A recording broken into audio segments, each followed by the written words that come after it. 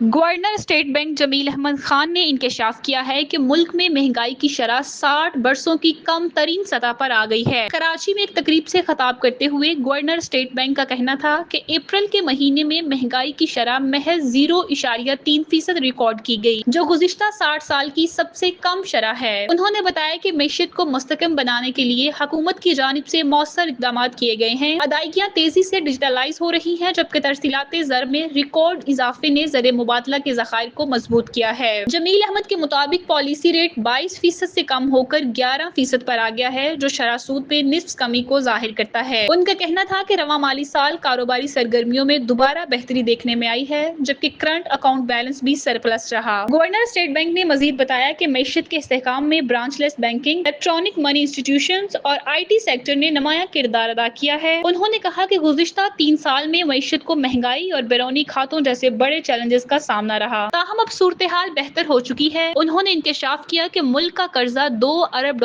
کم ہوا ہے، جبکہ زر مبادلہ کے ذخائر میں $3 ارب کا اضافہ ہوا ہے۔ ترسیلات زر میں بھی $8 ارب کا ریکارڈ اضافہ دیکھا گیا۔ گورنر کے مطابق معاشی بہتری کی نگرانی کے لیے اسٹیئرنگ کمیٹی کے 450 اجلاس منعقد کیے گئے۔ اسلامی بینکاری سے متعلق جمیل احمد کا کہنا تھا کہ روایتی بینکوں کو اسلامی نظام پر منتقل کرنے کا منصوبہ دیا گیا ہے۔ اس ضمن میں افرادی قوت کی تربیت جاری ہے اور مکمل قانونی فریم ورک بھی فراہم کیا جائے گا۔